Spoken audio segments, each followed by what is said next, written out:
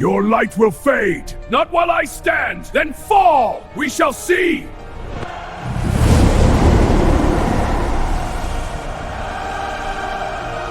What if your enemy demanded your eye? Not for victory, but for humiliation. What if your nation was too afraid to fight until God raised a king from the fields? This is the story of Saul's first battle, and the day Israel learned what leadership truly meant. Danger is near. We must stay together. Our faith will guide us. Children are scared. The hour is upon us. We must be strong. Have faith. The land of Israel was quiet, but not at peace. Beyond the Jordan, an enemy was moving. His name was Nahash the Ammonite, a king known not for mercy, but for cruelty.